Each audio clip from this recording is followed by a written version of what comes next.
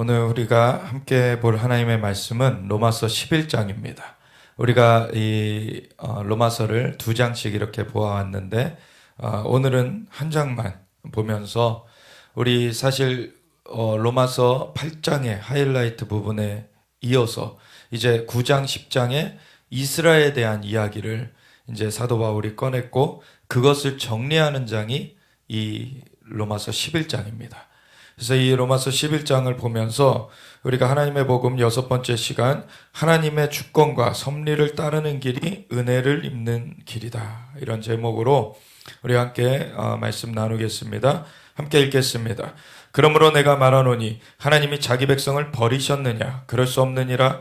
나도 이스라엘이니요 아브라함의 씨에서 난 자요 베냐민 지파라. 하나님이 그 미리 하신 자기 백성을 버리지 아니하셨나니 너희가 성경이 엘리야를 가리켜 말한 것을 알지 못하느냐? 그가 이스라엘을 하나님께 고발하되 주여 그들이 주의 선지자들을 죽였으며 주의 제단들을 헐어버렸고 나만 남았는데 내 목숨을 찾나이다 하니 그에게 하신 대답이 무엇이냐? 내가 나를 위하여 바알에게 무릎을 꿇지 아니한 사람 7,000명을 남겨두었다 하셨으니 그런즉 이와 같이 지금도 은혜로 택하심을 따라 남은 자가 있느니라. 만일 은혜로 된 것이면 행위로 말미암지 않음이니 그렇지 않으면 은혜가 은혜되지 못하느니라. 그런즉 어떠하냐? 이스라엘이 구하는 그것을 얻지 못하고 오직 택하심을 입은 자가 얻었고 그 남은 자는 우둔하여 졌느니라. 기록된 바 하나님이 오늘까지 그들에게 혼미한 심령과 보지 못할 눈과 듣지 못할 귀를 주셨다함과 같으니라. 또 다윗이 이르되 그들의 밥상이 올무와 덕과 거치는 것과 보응이 되게 하시옵고 그들의 눈은 흐려 보지 못하고 그들의 등은 항상 굽게 하옵소서 하였느니라. 그러므로 내가 말하노니 그들이 넘어지기까지 실족하였느냐? 그럴 수 없느니라. 그들이 넘어짐으로 구원이 이방인에게 이르러 이스라엘로 시기나게 함이니라. 그들의 넘어짐이 세상의 풍성함이 되며 그들의 실패가 이방인의 풍성함이 되거든 하물며 그들의 충만함이리요. 내가 이방인인 너희에게 말하노라. 내가 이방인의 사도인 만큼 내 직분을 영광스럽게 여기노니 이는 곧 내 고륙을 아무쪼록 시기하게 하여 그들 중에서 얼마를 구원하려 함이라. 그들을 버리는 것이 세상의 화목이 되거든 그 받아들이는 것이 죽은 자 가운데서 살아나는 것이 아니면 무엇이리요? 제사하는 처음 익은 곡식가루가 거룩한 즉 떡덩이도 그러하고 뿌리가 거룩한 즉 가지도 그러하니라. 또한 가지 얼마가 꺾이었는데 돌감나무인 내가 그들 중에 접붙임이 되어 참감람나무 뿌리에 진액을 함께 받는 자가 되었은즉 그 가지들을 향하여 자랑하지 말라. 자랑할지라도 내가 뿌리를 보존하는 것이 아니요 뿌리가 너를 보존하는 것이니라.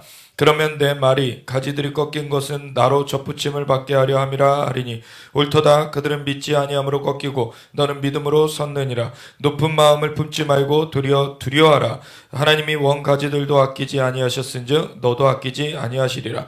그러므로 하나님의 인자하심과 준엄하심을 보라. 넘어지는 자들에게는 준엄하심이 있으니 너희가 만일 하나님의 인자하심에 머물러 있으면 그 인자가 너에게 있으리라. 그렇지 않으면 너도 지키는 바 되리라. 그들도 믿지 아니하는데 머무르지 아니하면 접붙임을 받으리니 이는 그들을 접붙이실 능력이 하나님께 있음이라. 내가 원 돌 감람나무에서 지킴을 받고 본성을 거슬러 좋은 감람나무에 접붙임을 받았으니 원가지인 이 사람들이야 얼마나 더 자기 감람나무에 접붙이심을 받으랴. 형제들아 너희가 스스로 지혜있다 하면서 이 신비를 너희가 모르기를 내가 원하지 아니하노니 이 신비는 이방인의 충만한 수가 들어오기까지 이스라엘의 덜어는 우둔하게 된 것이라. 그래야 온 이스라엘 구원을 받으리라. 기록된 바 구원자가 시온에서 오사 야곱에게서 경건하지 않은 것을 돌이키시겠고 내가 그들의 죄를 없이 할 때 그들에게 이루어질 내 언약이 이것이라 함과 같으니라. 복음으로 하면 그들이 너희로 말미암아 원수된 자요 택하심으로 하면 조상들로 말미암아 사랑을 입은 자라. 하나님의 은사와 부르심에는 후회하심이 없느니라. 너희가 전에는 하나님께 순종하지 아니하더니 이스라엘이 순종하지 아니함으로 이제 긍휼을 입었는지라. 이와 같이 이 사람들이 순종하지 아니하니 이는 너희에게 베푸시는 긍휼로 이제 그들도 긍휼을 얻게 하려 하심이라. 하나님이 모든 사람을 순종하지 아니하는 가운데 가두어 두심은 모든 사람에게 긍휼을 베푸려 하심이로라. 깊도다. 하나님의 지혜와 지식의 풍성하며 그의 판단을 헤아리지 못할 것이며 그의 길은 찾지 못할 것이로다. 누가 주의 마음을 알았느냐? 누가 그의 모사가 되었느냐? 누가 주께 먼저 드려서 갚으심을 받겠느냐? 이는 만물이 주에게서 나오고 주로 말미암고 주에게로 돌아감이라.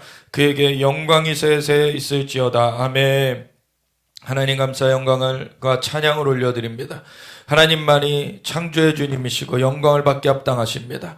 주님 모든 능력과 권세와 부와 지혜와 힘과 존귀와 영광과 찬송을 받으시는 것이 합당하오니 오직 주님만 영광 받으시고 주님의 영광 가운데 우리를 붙들어 주시고 인도하여 주시옵소서.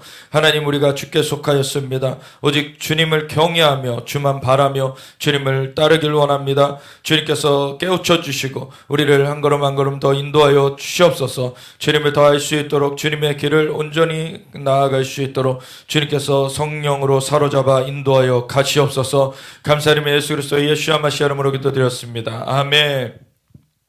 이 로마서 11장을 보면은 이제 이 총체적인 이 복음의 역사에 있어서의 하나님의 주권적 섭리가 어떻게 풀어지는가.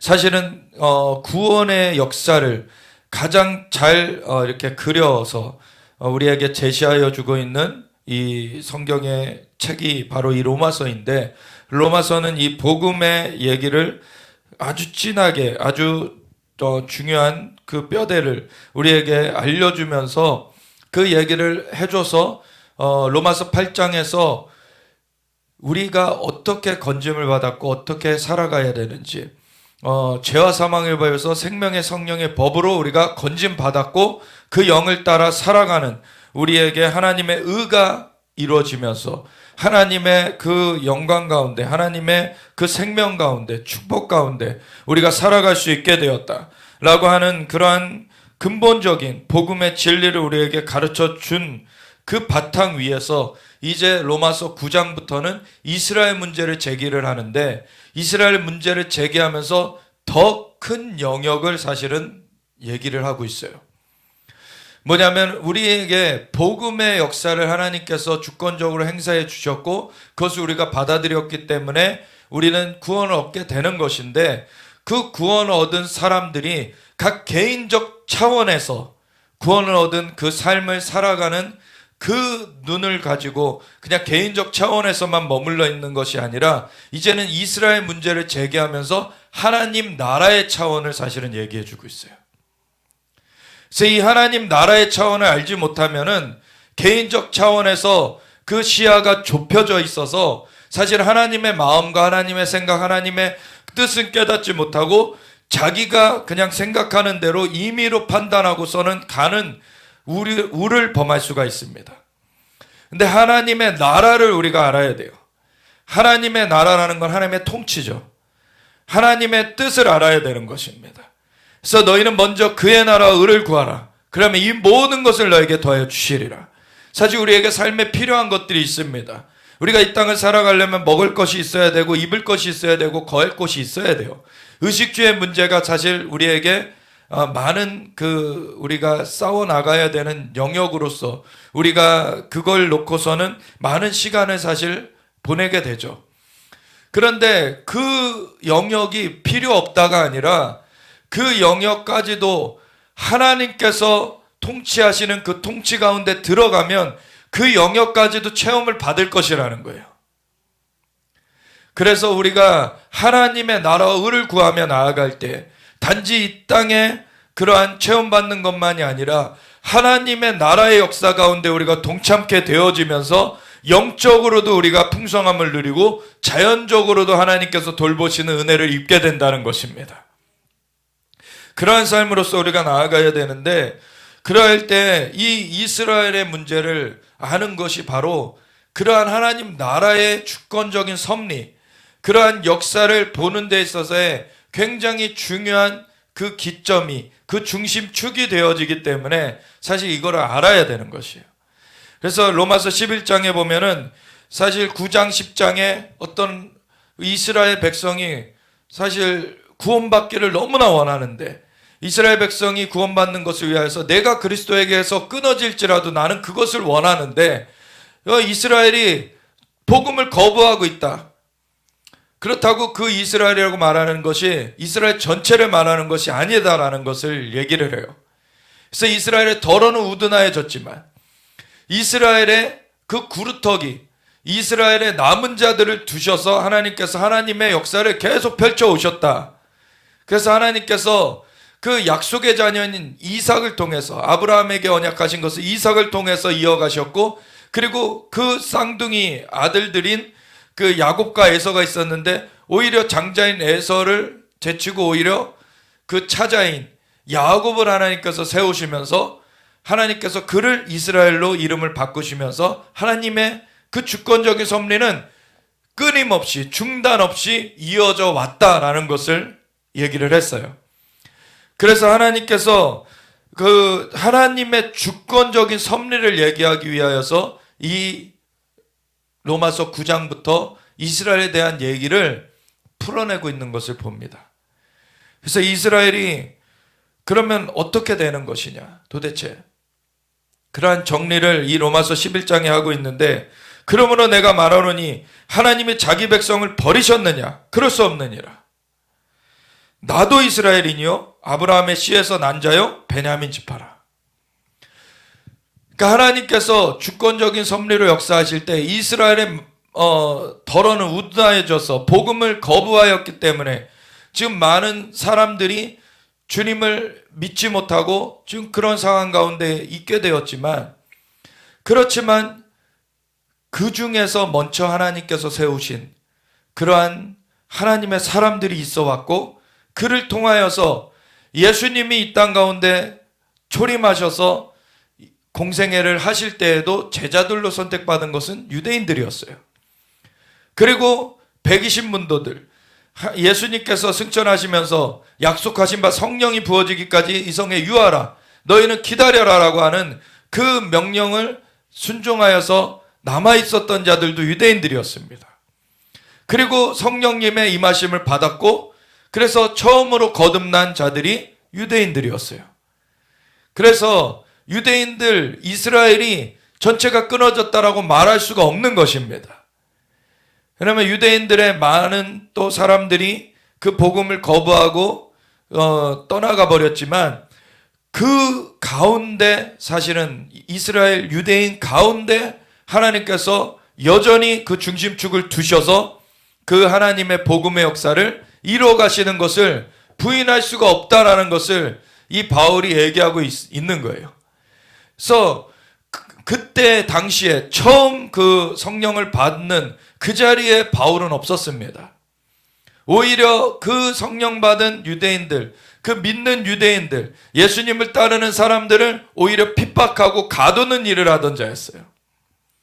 그렇지만 그 이후에 예수님을 만나게 되었고, 그리고 예수님을 증거하는 자로서 변화되었어요. 그러면서 이런 얘기를 하는 거예요.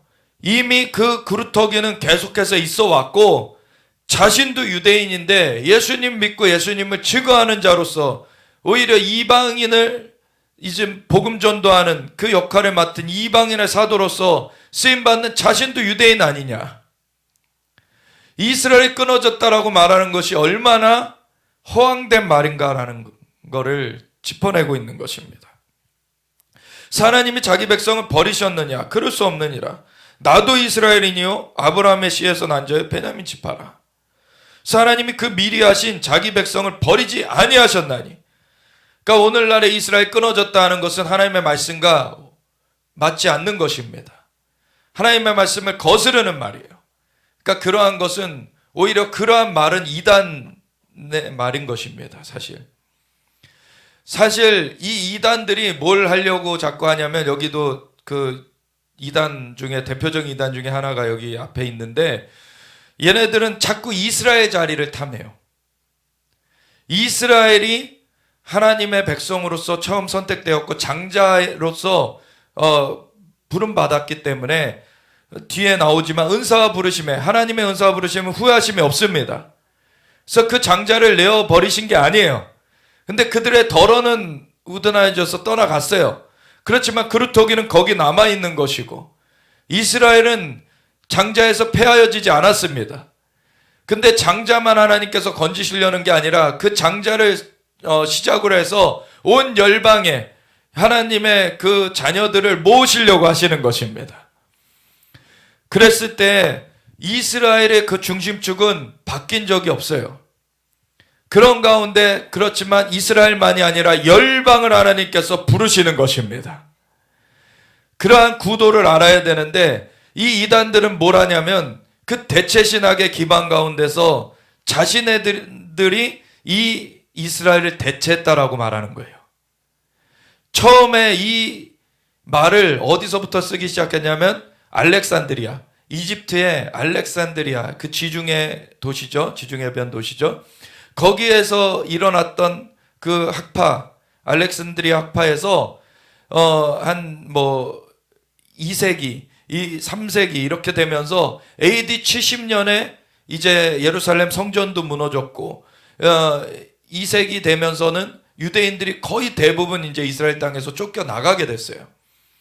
그러면서 이제 로마의 그 로마 시대였죠. 그때 로마의 그 황제나 로마의 이런 집정관들이나 로마의 그 통치자들이 이 이스라엘을 아주 치욕스럽게 만들기 위해서 이스라엘 땅을 이스라엘의 대대로 대적인 그 블레셋의 이름을 따서 팔레스티나로 부르기 시작했어요. 그게 블레셋이 계속해서 그 땅 가운데 주권을 갖고 있었기 때문에 팔레스티나라고 불렀던 게 아닙니다. 이스라엘이 그 땅 가운데 살고 있었다가 로마에 대항해서 일어났던 것을 로마군이 처리하면서 이 이스라엘을 수치스럽게 만들려고 블레셋의 이름을 따서 팔레스티나라고 그 땅을 부른 것이 그 땅이 팔레스타인 지역이라고 불리게 된 근거예요. 그러니까 지금의 팔레스타인 사람들에 대한 그 주권을 말하고 있는 단어가 아닙니다. 그게. 그래서 그러한 처사를 이 로마가 하면서 이 이스라엘을 고토에서 쫓아냈고, 그리고 그 땅을 팔레스타인이라고 부르고 있었고, 이런 상황 가운데서 일어났던 그 후대의 기독교인들, 2세기 3세기의 기독교인들이 봤을 때에는 그들의 눈에는 이게 이스라엘이 끊어진 것 같았던 거죠. 이스라엘이 이제 더 이상 이 고토에 남아있지 않게 되었고, 그리고 이스라엘이 흩어져 버렸고, 그러한 그 땅조차 팔레스티나라고 불려지고 있었고, 그러한 상황에 이르니까 그냥 인간의 생각에, 그건 하나님의 생각이 아닙니다. 인간의 생각에 이제 이스라엘은 끊어졌고 이제 크리스천으로 대체됐다. 이런 신학이 나왔어요.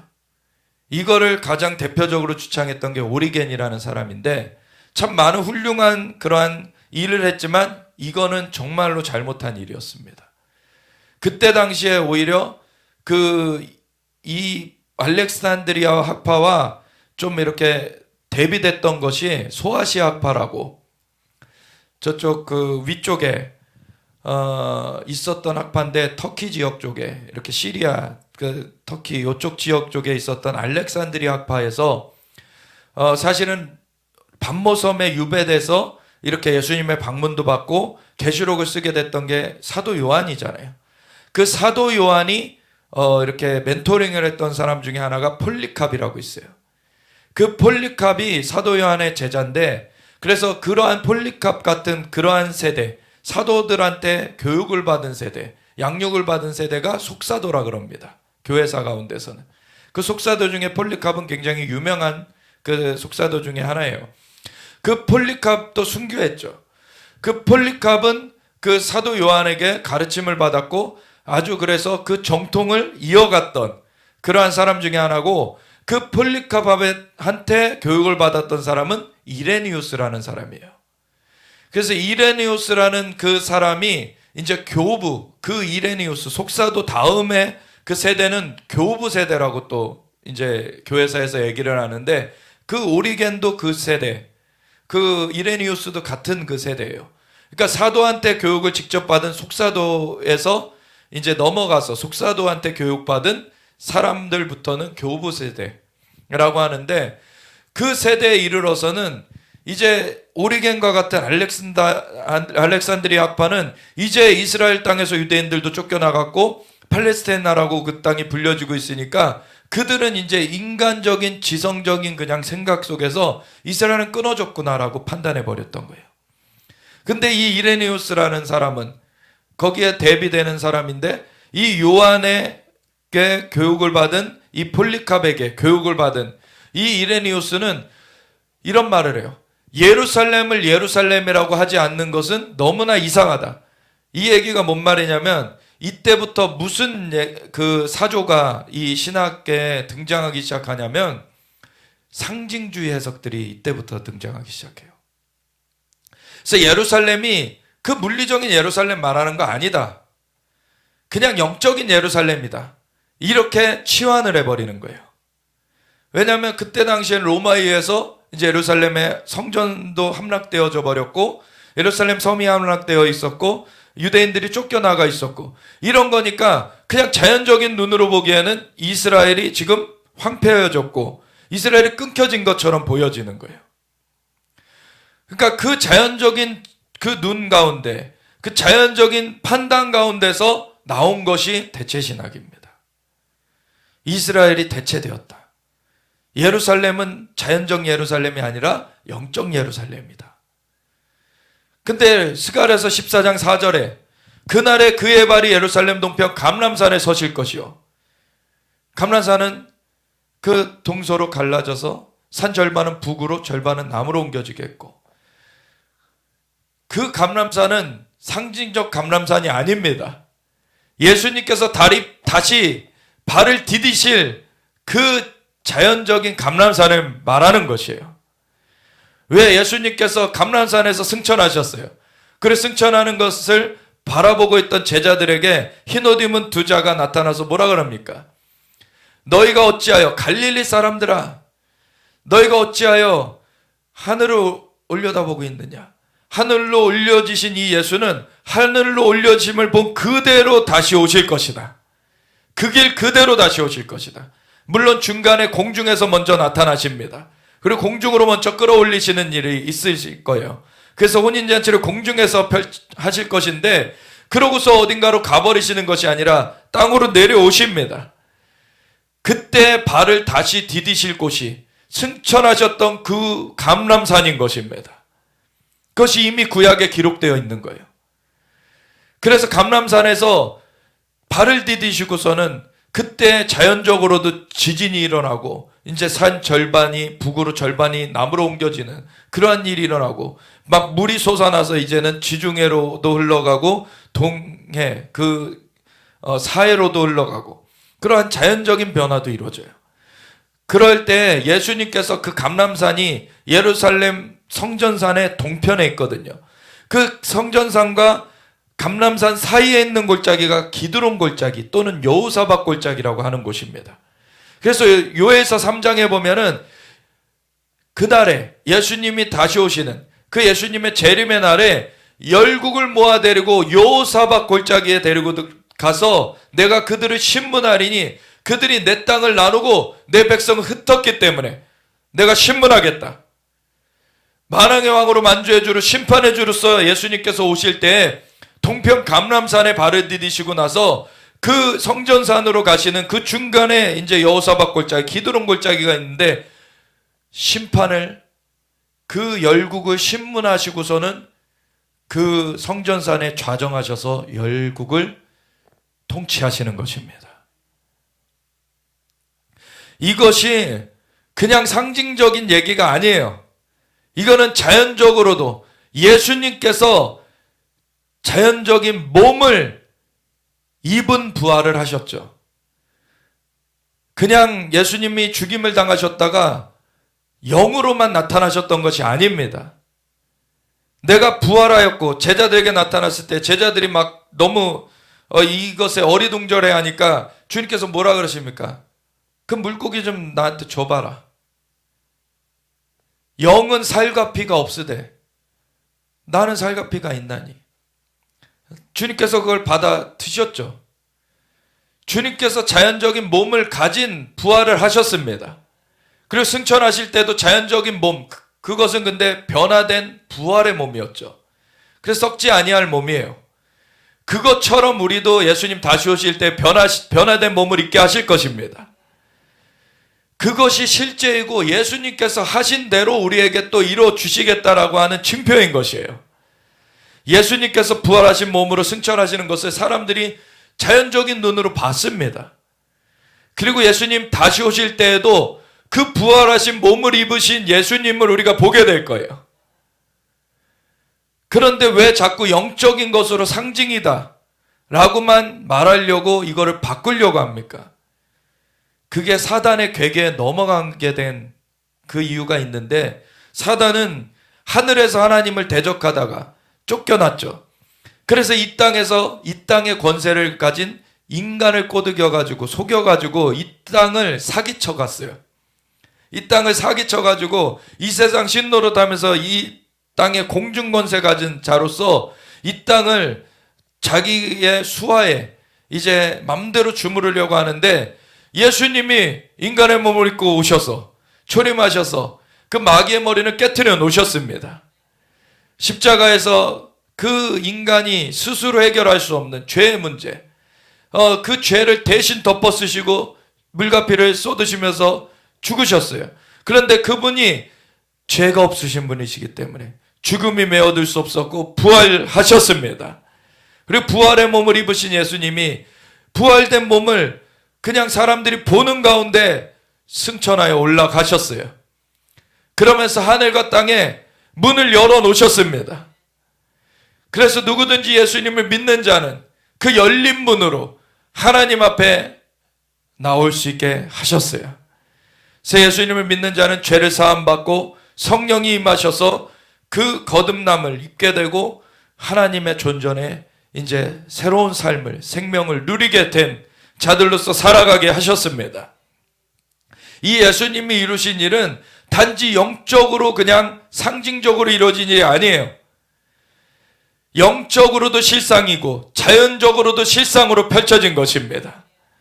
그래서 그걸 보았고 목격했고 그대로 그것을 기록하여서 우리에게도 이것이 기록이 온 거예요. 그랬는데 이스라엘이 이제 흩어져 버리고 이스라엘 쫓겨나가고 그랬을 때 예루살렘이, 성경에서 계속해서 예루살렘을 말하고 있고 예루살렘이 말일에 높게 설 것이다라고 얘기하고 있고 예루살렘 하나님이 회복하실 것이다, 이스라엘을 회복하실 것이다 계속 말하고 있는데도 이거를 믿지 못하고 그냥 여기서 성경에서 말하는 이 이스라엘은 영적 이스라엘을 말하는 것이고 성경에서 말하는 예루살렘은 영적 예루살렘을 말하는 것이다, 이렇게 바꿔가기 시작한 거예요. 그랬더니 그걸 틈타서 이단들이 일어난 것이 오늘날의 신천지, 여호와의 증인, 이상한, 또 여기 안산홍 증인의 이상한 애들, 하나님의 교회라고 하는 사람들. 근데 그 하나님이 어머니다, 얼토당토하는 말들을 하는데, 걔네들이 근간적으로 이스라엘의 그 그루터기를 변개시켜 버리니까 그걸 틈타고 들어온 애들이에요, 다. 심지어 이슬람까지도 그렇습니다. 교회 안에서 그렇게 이스라엘이 끊어졌다라는 얘기를 하기 시작하니까 이슬람이 뭐라고 말하는 줄 알아요? 그래, 맞다. 유대인들 하나님께서 선택하셨다가 유대인들이 잘못해가지고 크리스천들로 바꿨다가 크리스천들이 잘못하니까 이슬람으로 바꾼 거다, 이 얘기하는 거예요. 이단들이 다 이런 논리를 가지고 있어요. 근데 이스라엘은 끊어지지 않았습니다. 이스라엘은 이스라엘 그대로 있는 것이에요. 그래서 계시록 7장 이단들이 애용하는 말씀 14만 4천은 이스라엘입니다. 그는 다른 사람들이 변개할 수가 없어요. 그것이 이스라엘의 구원어를 총수를 말하는 것이 아니라 이스라엘 각 족속 중에서 하나님의 종으로 마지막 때 쓰임받는 자들이 14만 4천 명이라는 거예요.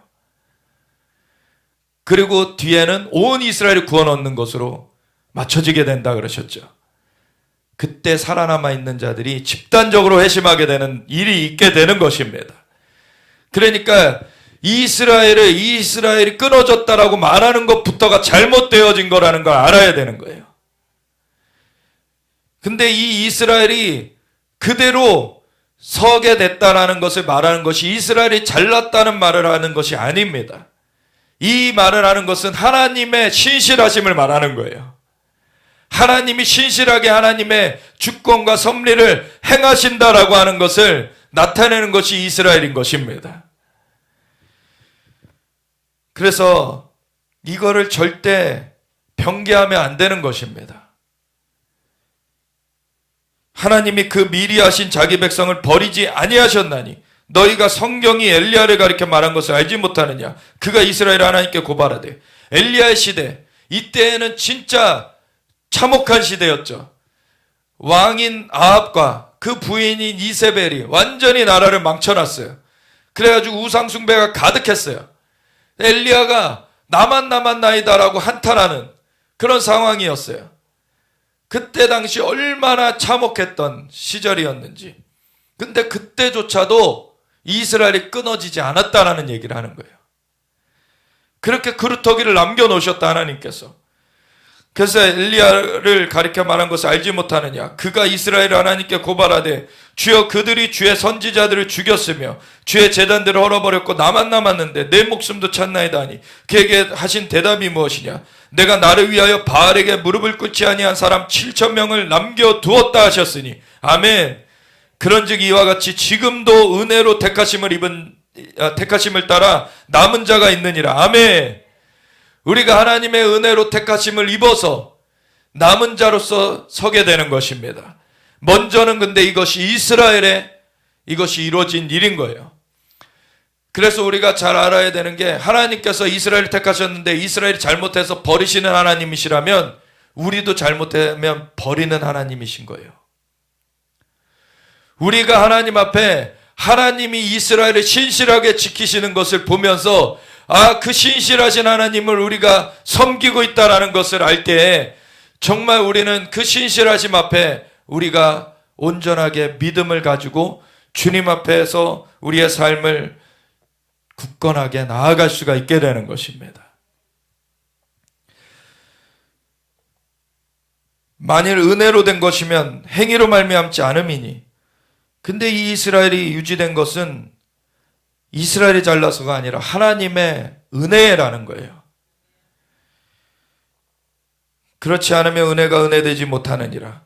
그런즉 어떠하냐. 이스라엘이 구하는 그것을 얻지 못하고 오직 택하심을 입은 자가 얻었고. 여기서 말하는 이스라엘이라는 것은 그 우드나여진 이스라엘을 말하는 거죠, 사실. 근데 그 이스라엘 안에는 택하심을 입은 자들이 거기 안에 있다라는 것을 놓치지 말아야 한다는 거예요. 그곳 가운데 구리터기가 계속해서 남아서 이어져 가고 있다. 그런데 그 남은 자 일부는 우둔하여진 것을 우리가 보고 있는 것도 사실이다.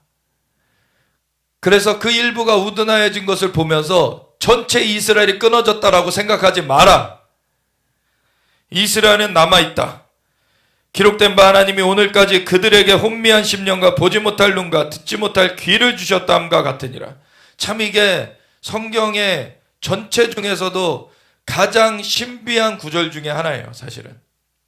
이게 이사야서 6장에 나오거든요. 이사야서 6장에 보면 이사야가 하나님의 방문을 받습니다. 그러고서 화로다 나여 망하게 되었도다. 내가 입술이 부정한 중에 하나님을 배웠습니다. 이사야 같은 그러한 대선지자도 그 입술이 부정한 것, 하나님의 거룩하심, 그 영광 앞에서는 자기의 자그마한 것까지도 다 탄론하게 됩니다. 정말 입이, 혀가 온전하면 완전한 사람이라 그랬죠. 혀를 능히 길들일 수가 없다. 근데 우리가 진짜 말하는 거 너무나 조심해야 돼요. 우리가 말을 정말로 하나님의 그 말씀을 우리가 계속해서 우리가 새겨가면서 말씀으로 우리가 말하게 되어져야 되는 것입니다. 그것만이 온전합니다. 인간의 생각은 온전치 않아요. 아까 대체신학이 일어나게 된 그 이유를 그들이 악해서 그러한 사조를 내었던 게 아닙니다. 하나님의 말씀을 그대로 믿지 않았기 때문이에요. 하나님의 말씀대로 말하지 않고 하나님의 말씀대로 말하기를 내려놓고 인간의 말을 하기 시작한 것이 그 대체신학인 것입니다. 하나님께서 아무리 인간의 눈에는 황폐하여져서 소망이 없다라고 하는 그런 상황 가운데 그것이 바로 에스겔서 37장에 하나님이 마른 뼈 골짜기 환상으로 우리에게 보여주고 계시죠. 마른 뼈 골짜기로 에스겔 선지자를 데려가셔서 이 뼈들이 능히 살겠느냐 물어보세요. 그랬을 때 인간의 눈에는 이게 소망이 없어 보이죠. 그렇지만 에스겔 선지자는 지혜롭게 답했습니다. 주여 주께서 하시나이다. 했더니 하나님께서 대언하라 그러셔요. 이 뼈들이 다시 모두어지고 연결되고 힘줄이 돋고 살이 덮이고 살까지 덮이고 그렇게 대언했더니 그렇게 모두어집니다. 그런데 아직 생기가 없어요. 그때 한 번 더 대언해라. 여호와께서 말씀하시기를 생기야 사모부터 불어 들어가서 이 죽어진 자에 들어가 살아 일어나 서게 하라고 말씀하셨다 라고 대언하라고. 그 대언을 했더니 생기가 사모부터 불어 들어가서 그들이 살아 일어나 서는데 극히 큰 군대더라. 근데 그 뒤에 바로 얘기합니다. 이는 이스라엘 온 족속이라. 이스라엘이 회복될 것에 대한 그 환상을 보여주신 거예요. 바로 에스겔 37장 앞장에 에스겔 36장에 이스라엘을 회복하리라고 하나님 말씀을 쭉 주십니다. 그러면서 이는 이스라엘 잘라서가 아니라 내가 나의 이름을 위하여서 이렇게 할 것이다.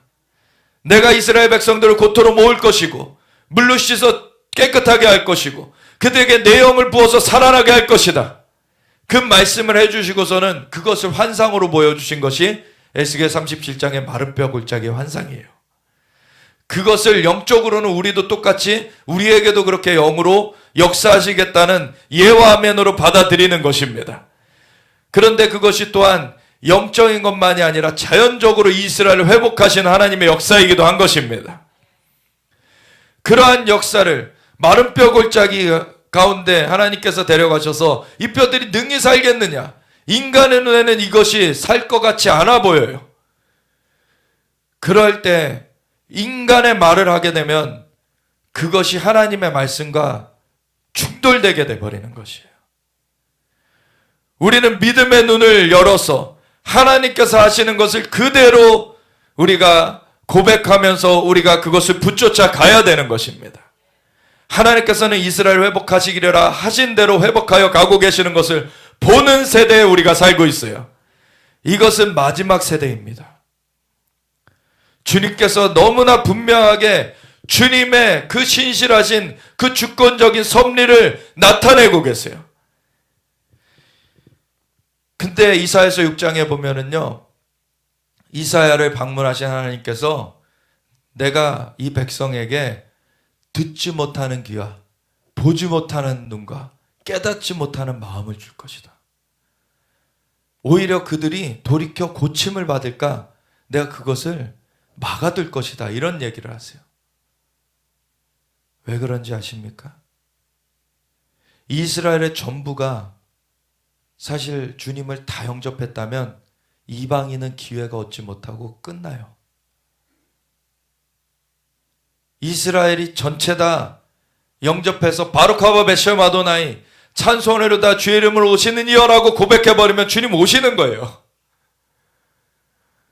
그럼 이방인은 언제 구원받게 됩니까? 근데 이스라엘 더러는 우둔하여지게 놔두셨어요, 하나님께서. 왜냐하면 이스라엘은 제사장 민족으로 불림을 받았습니다. 어린 양의 피가 대속을 이루는데 그 어린 양으로서 예수님 와주셨어요. 예수님, 그 어린 양을 누가 잡아야 됩니까? 제사장이 잡아야 돼요. 어린 양의 제자들도 예수님께서 그 자신의 제자들도 이 유대인들 가운데 택하셨지만 자기를 죽일 자들도 유대인들 가운데 역할을 주신 거예요. 그때 당시에 이방인들은 아예 메시아가 온다는 사실 자체를 모르고 있었습니다. 근데 메시아를 기다리고 있던 유대인들 가운데 이 예수님을 메시아로 영접한 자들이 있었고 메시아가 아니다라고 한 자들은 이 예수님을 거짓 메시아라고 이제 찌르게 된 것이죠. 그래서 유대인들 가운데서 이 예수님을 찌르는 자들도 나오게 된 것이고 그래서 제사장의 역할을 그 어린 양을 잡는 역할을 하게 된 거예요. 그 역할이 이루어져야지만 대속이 이루어지기 때문에 그들의 눈을 가려두셨습니다. 그들의 귀를 덮어두셨어요. 그들의 마음을 깨닫지 못하게 가려두셨어요. 오히려 그들이 돌이켜 고침을 받는 것을 막아두셨어요. 그것을 우선 막아둔 다음에야 이 예수님이 십자가에 달리는 일이 이루어질 수가 있는 것이고, 그래서 예수님께서 십자가를 달려 돌아가신 때, 그때는 사실은 예수님을 따른다고 하는 제자들 중에서도 베드로와 같이 예수님 부인하여서 떠나갔었잖아요.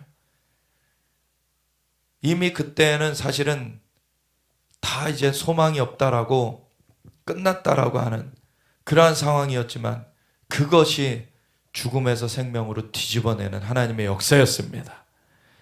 그리고 예수님을 믿는 자들에게 성령을 부어주심으로 말미암아 새 영으로 살아갈 수 있게끔 바꿔내셨어요. 이것이 하나님의 은혜인 것입니다. 사람의 어떠함으로 그것이 이루어진 것이 아니에요. 하나님께서 주권적 섭리로 이 모든 것들을 이루어 가셨습니다. 그래서 오히려 유대인들 가운데 혼미한 심령을 주시면서, 보지 못할 눈을 주시면서, 듣지 못할 귀를 주시면서 이렇게 하나님의 계획을 이루어 가셨어요. 또 다윗이 이르되 그들의 밥상이 울무와 덕과 거치는 것과 보응이 되게 하셨고, 그들의 눈은 흐려 보지 못하고 그들의 등은 항상 굳게 없어서 하였느니라. 그래서 그들의 더는 우둔하여지면서 이렇게 떨어져 나가게 됐는데, 그렇다고 이스라엘 전체가 끊어진 것이냐? 그것이 아니고 이스라엘의 구루터기, 그 기둥은 남아있고 그들의 덜어는 우둔하여져서 이 하나님의 주권적 섭리의 역사가 펼쳐져 가게 된 것입니다. 그러므로 내가 말하노니 그들이 넘어지기까지 시족하였느냐? 아예 끊어지기까지 그러면은 넘어져 버린 것이냐? 그럴 수 없느니라. 그들이 넘어짐으로 구원이 이방인에게 이르러 이스라엘로 시기나게 함이라. 아멘.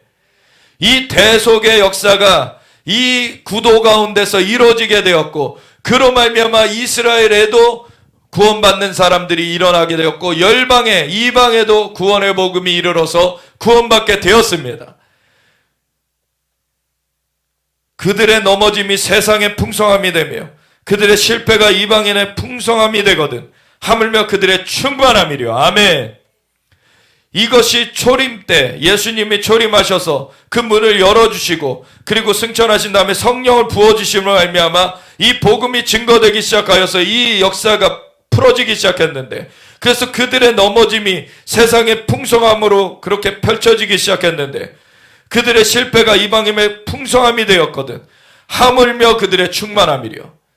그들이 다시 돌아오는 것이 이루어지는 그때가 될 때 얼마나 이 역사가 그 완결을 향하여서 충만함으로 풀어져 가겠느냐. 내가 이방인인 너에게 말하노라. 내가 이방인의 사도인 만큼 내 직분을 영광스럽게 여기노니 이는 혹 내 고륙을 아무쪼록 시기하게 하여 그들 중에서 얼마를 구원하려 함이라. 아멘. 그래서 이스라엘 더러는 우둔하여지면서 떨어져 나간 것에 이방인들이 거기에 와서 같이 접붙임이 되어서 함께하게 되었기 때문에 이제는 그 가운데 성령을 받은 자들로서 성령님의 역사하심이 나타나게 되면은 그걸로 말미암아 이 떨어져 나갔던 유대인들 가운데서도 시기를 갖게 되고, 그들이 예수님이 구원자이신 것을 알게 되는 것으로 돌이키게 되는 것입니다. 이는 혹 내 고륙을 아무쪼록 시기하게 하여 그들 중에서 얼마를 구원하려 함이라. 그들을 버리는 것이 세상의 화목이 되었거든. 그 세상의 화목, 이것은 하나님과의 화목이 아니죠. 세상의 화목. 이스라엘을 버리는 것. 세상에서는 계속해서 이스라엘을 궁지로 몰려고 합니다. 열방이 나서며 열왕이 나서며 여호와 그의 기름 부음 받은 자를 끊어버리자 하면서 이스라엘을 같이 끊어버리려고 합니다. 그 여호와와 그의 기름 부음 받은 예수님을 끊어버릴 수 없듯이 이스라엘을 끊어버릴 수 없습니다. 하늘에 계신 이가 웃으시며 저가 비웃으시리로다. 내가 나의 왕을 거룩한 산 시온에 세웠도다 하시리로다. 하나님의 주권은 흔들림이 없습니다. 그것에 누가 함께 할 것이냐 아니면 거스를 것이냐의 구분이 있는 것뿐입니다. 그래서 세상에서는 그들을 버리려고 하고 정말 집단적으로 이스라엘을 죽이려고 하고 정말 그거는 마귀의 충동인 것입니다. 근데 그 받아들이는 것이 죽은 자 가운데서 살아나는 것이 아니면 무엇이랴. 아멘. 그래서 이스라엘과 함께 설 때 우리는 죽음의 위협 앞에서도 하나님의 생명의 역사를 우리가 붙들고 나아가게 되는 것입니다. 그래서 이스라엘과 함께 할 때 기름 부음이 강력하게 부어져요. 이게 원래 그루터기이기도 하고 하나님께서 역사하시는 그 하나님의 나라와 의를 구하면서 함께 나아가게 되기 때문에 하나님께서 이스라엘 위해 기도할 때 정말 기름 부음을 강하게 부어주십니다. 제사하는 처음 익은 곡식가루가 거룩한 즉 떡덩이도 그러하고 뿌리가 거룩한 즉 가지도 그러하니라. 또한 가지 얼마가 꺾이었는데 돌 감람나무인 내가 그들 중에 접붙임이 되어 창 감람나무 뿌리에 진액을 함께 받는 자가 되었은즉 그 가지들을 향하여 자랑하지 말라. 자랑할지라도 내가 뿌리를 보존하는 것이 아니요 뿌리가 너를 보존하는 것이니라. 아멘. 이 뿌리가 무엇을 말하는 것일까요? 하나님의 언약입니다. 그래서 언약을 먼저 받은 것이 이스라엘이죠. 장자로 먼저 세움을 받았어요. 그래서 그들 가운데 그루터기가 남아 있습니다. 그 중심 줄기가 남아 있는 것입니다. 그리고 우리도 그 구원의 복음을 듣고 하나님과의 언약이 맺어졌어요. 그래서 우리도 접붙임 받게 되었어요. 그래서 이것은 하나님의 은혜입니다. 우리가 우리의 힘으로 접붙여진 거 아닙니다. 하나님의 은혜로 우리가 접붙여졌어요. 그래서 뿌리가 너를 보존하는 것이지 너가 뿌리 보존하는 거 아니다. 겸손해라. 우리가 그 뿌리의 진액을 함께 받는 자가 되었은즉 그 가지들을 향하여 자랑하지 말라. 자랑할지라도 내가 뿌리를 보존하는 것이 아니요 뿌리가 너를 보존하는 것이니라. 그 하나님의 은혜가 우리를 붙잡고 있는 것입니다. 그러면 내 말이 가지들이 꺾인 것은 나로 접붙임을 받게 하려 함이라 하리니 옳도다. 그들은 믿지 아니함으로 꺾이고 너는 믿음으로 섰느니라. 높은 마음을 품지 말고 도리어 두려워하라. 하나님이 원가지들도 아끼지 아니하셨은즉 너도 아끼지 아니하시리라. 이게 무슨 말을 하시는 거냐면 너희가 은혜 가운데 감사함으로 붙어있고 그것 가운데 이스라엘을 축복하는 것으로 서야지 그 은혜 가운데 너희가 그 삶을 살아가게 되는데 너희가 너희 힘으로 됐냐 교만하여서 거만하여서 이스라엘을 향해서 자긍하면서 하나님의 은혜를 오히려 없이 여기면서 너희의 힘으로 나아간다라고 생각할 때는 너도 그 심판받는 자리에 있게 된다는 거예요. 그러므로 하나님의 인자하심과 준엄하심을 보라. 넘어지는 자들에게는 준엄하심이 있으니 너희가 만일 하나님의 인자하심에 머물러 있으면 그 인자가 너희에게 있으리라. 그래서 이 두 가지가 길이 다르다라는 얘기를 하는 거예요.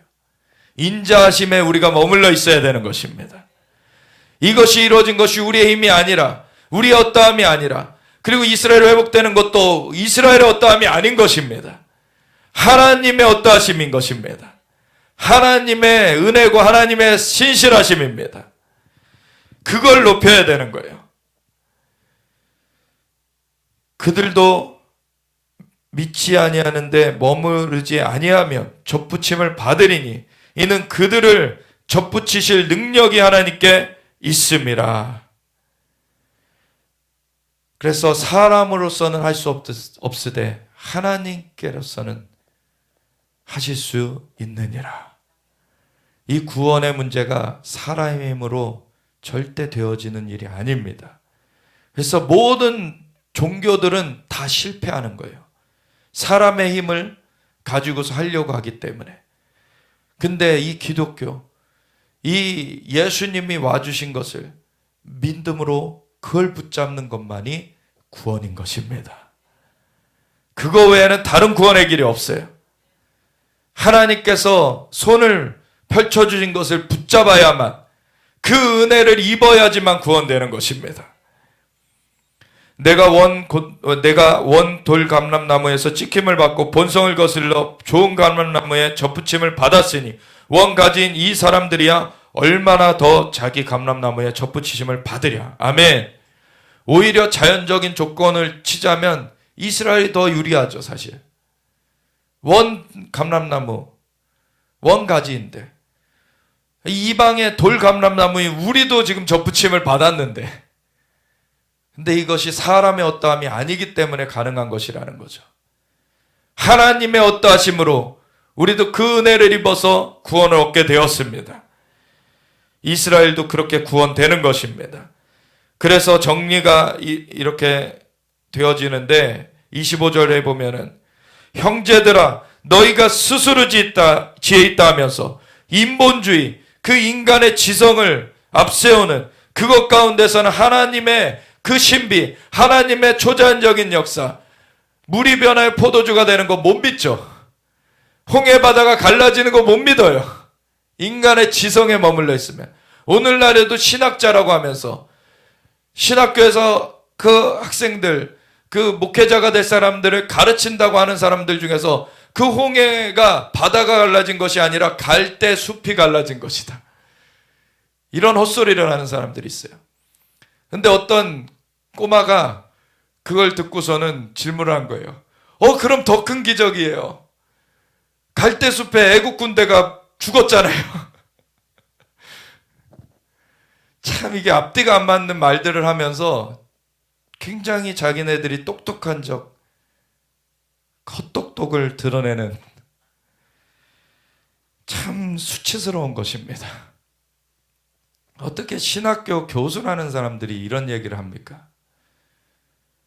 오늘날에 이러한 믿음이 없는 것을 너무나 무식하면 용감하다고, 이 믿음의 영역을 모르기 때문에 그냥 함부로 말할 수 있는 거예요. 사실은 그런 사람은 아직 구원받지 못한 것입니다. 이 영역을 못 경험한 거예요. 사실은 하나님이 초자연적으로 우리를 구원하신 것 자체가 초자연적인 역사입니다. 우리의 영이 되살려졌어요. 부활의 역사입니다. 근데 이 영의 부활만으로 그쳐지는 것이 아니라 우리 죽을 몸도 다시 살리십니다. 아멘. 하나님은 창조의 주님이세요. 생명의 주님이십니다. 진짜 그 하나님을 믿느냐? 우리가 그 믿음으로 나아가게 될 때 믿는 자에게는 능치 못하심이 없느니라. 너희가 믿으면 영광을 보리라. 하나님께서 우리에게 주님의 그 놀라운 역사를 풀어주시길 원하세요. 우리에게 하늘의 모든 신령한 복으로 북주시길 원하십니다. 형제들아 너희가 스스로 지혜있다 하면서 이 신비를 너희가 모르기를 내가 원하지 아니하노니 이 신비는 이방인의 충만한 수가 들어오기까지 이스라엘 더러는 우둔하게 된 것이라. 오히려 이 문을 여는 역사로서 이스라엘 더러는 우둔하여지면서 이방인을 향하여서 문이 열려진 것이다. 그래서 충만하게 들어오게 되면 그리하여 온 이스라엘이 구원을 받으리라. 이스라엘이 구원을 받는 것으로 이 문이 닫혀지는 것으로 맞춰지게 된다. 이게 하나님의 신비다. 기록된 바 구원자가 시온에서 오사 야곱에게서 경건하지 않은 것을 돌이키시겠고 내가 그들의 죄를 없이 할 때 그들에게 이루어질 내 언약이 이것이라 함과 같으니라. 복음으로 하면 그들이 너희로 말미암아 원수된 자요. 이 우둔하여진 자들, 이스라엘 전체를 말하는 게 아닙니다. 우둔하여진 자들이 복음으로 하면 너희로 말미암아 원수된 자요. 왜? 예수님을 죽인 자들이잖아요. 예수님을 십자가에 죽여라라고 한 그러한 자들, 그 자들은 복음으로 하면 그들이 너희로 말미암아 원수된 자요 택하심으로 하면 조상들로 말미암아 사랑을 입은 자라. 그 이스라엘에 대한 하나님의 부르심과 그 은사는 후회하심이 없습니다. 하나님의 은사와 부르심에는 후회하심이 없느니라. 너희가 전에는 하나님께 순종하지 아니하더니 이스라엘이 순종하지 아니하므로 이제 긍휼을 입었는지라. 오히려 그들의 더러는 우둔하여진 것이 우리에게 기회가 온 것이에요. 이와 같이 이 사람들이 순종하지 아니하니 이는 너희에게 베푸시는 긍휼로 이제 그들도 긍휼을 얻게 하려 하심이라. 아멘. 그들은 오히려 이스라엘이 그대로 율법을 받은 그 백성으로서 그대로 가게 됐다면 율법으로는 구원을 얻을 수가 없어요. 율법은 구원자가 필요하다는 것을 깨닫게 해주는 거지 율법 자체가 구원을 주는 것이 아닙니다. 근데 율법으로 구원을 얻는 줄 착각하고 이 유대인들이 가면은 그 안에서 유대인들도 구원을 얻지 못하게 되고 이방인에게도 구원 얻는 길은 더더욱이 열려지지 않죠. 근데 율법으로 구원을 얻지 않는 것이다. 이 예수님이 오셔서 은혜로 구원을 얻는 것임을, 믿음으로 구원을 얻는 것임을, 그것을 이루어 주셨을 때 그것을 영접하는 그 길이 열려졌고, 이제 그것을 영접하는 것을 거부한 자들은 우둔하여서 그것을 떠나갔지만 이방인에게 그 길이 이제는 펼쳐지게 되었습니다. 그리고 그걸로 말미암아 우리에게도 같이 긍휼로서 은혜를 얻는 것이 이루어진 것을 이제는 보면서 유대인들, 그 우둔하여진 유대인들 가운데서 돌이켜 오는 거예요. 이것이 하나님의 은혜로서, 긍휼로서 이렇게 이루어지는 것이구나. 우리가 스스로 죄를 갚을 수 없는 것을 예수님께서 십자가에서 다 갚아주셨구나. 그것을 믿음으로 받아들일 때 구원된다는 것을, 그 길이 하나님의 구원의 길임을 알게 되는 것입니다. 하나님이 모든 사람을 순종하지 아니하는 가운데 가두어 두심은 모든 사람에게 긍휼을 베풀려 하심이로다. 그래서 우리 스스로 할 수 없다는 것을 알게 하시고, 그래서 하나님을 의뢰하게끔, 하나님을 믿는 것으로 나오게끔 하나님께서 그것을 인도하여 주신 것입니다. 깊도다 하나님의 지혜와 지식의 풍성하며 그의 판단은 헤아리지 못할 것이며 그의 길은 찾지 못할 것이로다. 누가 주의 마음을 알았느냐? 누가 그의 모사가 되었느냐? 누가 주께 먼저 드려서 갚으심을 받겠느냐? 이는 만물이 주에게서 나오고 주로 말미암고 주에게로 돌아감이라. 그에게 영광이 세세히 있을지어다. 아멘. 그래서 이러한 하나님의 섭리, 주권을 알게 되면은요, 자신의 개인의 문제에 머물러 있는 것이 아니라 하나님께서 지금 하시는 것에 우리가 마음을 함께 하면서 하나님께서 지금 무엇을 관심을 가지고 계시는지, 하나님께서 어느 나라의 그 영혼들을 위하여서 하나님께서 정말 그 영혼을 은혜로 긍휼로 구원하기를 원하시는데, 내 손이 짧아 구원치 못함도 아니요 내 귀가 둔하여 듣지 못함도 아니라 오직 너희 죄가 나와 너희 사이를 갈랐다. 그 죄를 품고서 정말 하나님 앞에 중보하면서 기도하면서 그 문을 열어 낼 사람들이 어디냐, 주님께서 찾는 그 부르심 앞에 함께 나아가게 되는 것입니다. 우리가 진짜 하나님의 마음을 알게 되는 것. 예수님이 우리를 위하여서 중보하는 중보자가 되어 주셨고, 우리를 그 머리 대신 주님께서 주님의 몸으로 부르셨습니다. 우리에게 그 중보의 마음을 같이 품게 하시고, 우리가 기도할 때 하늘은 하나님의 것이더라 땅은 인생의 주셨도다. 이 땅 가운데 어떤 고백이 이루어지느냐, 어떤 고백이 이루어지느냐에 따라 이 땅 가운데 어떤 일이 풀어지느냐가 되는 것입니다. 마음에 믿어 의에 이르고 입으로 시인하여 구원에 이른다.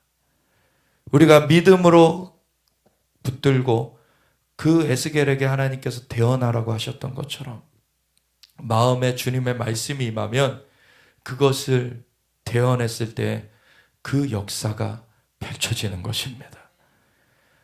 하나님이 그렇게 우리를 주님의 몸으로 부르셨습니다. 왕같은 제사장으로 부르셨습니다. 우리를 정말 놀라운 신비 가운데 불러주셨습니다. 우리가 먼저 그 나라와 의를 구할 때 자연적인 것도 더하여 주시겠다고 하셨어요. 우리가 하나님을 온전히 알아가기 원합니다. 주님, 우리의 눈을 열어 주시옵소서. 지혜와 계시형을 부어주시고 우리로 하여금 하나님을 더 알게 하여 주시옵소서. 우리의 마음의 눈을 밝혀주시옵소서. 그 부르심의 소망이 무엇인지, 성도 안에서 기업의 영광의 풍성하심이 무엇인지, 그의 위력으로 역사하심을 따라 믿는 우리에게 베푸신 능력의 지키심이 어떠하신지 알게 하여 주시옵소서. 하나님께서 이스라엘을 택하셨고 이스라엘 버리지 않으셨습니다. 하나님의 은사와 부르시면 후회하심이 없습니다. 하나님께서 이스라엘 회복하시리라고 하신 대로 회복하여 주시고 계시는 것을 보고 있습니다. 이것은 하나님의 주권을 나타내고 계시는 것입니다. 하나님의 신실하심을 나타내고 계시는 것입니다. 우리가 하나님의 그 주권에 함께 나아갑니다. 주님만 영광을 받으시고 이스라엘에서 찬송을 받으시옵소서. 예루살렘에서 찬송을 받으시옵소서. 우리가 이스라엘과 함께 섭니다. 주님의 주권과 함께 섭니다. 우리가 주여 외치며 주님의 영으로 인도하여 가시옵소서. 우리 함께 기도하겠습니다. 주여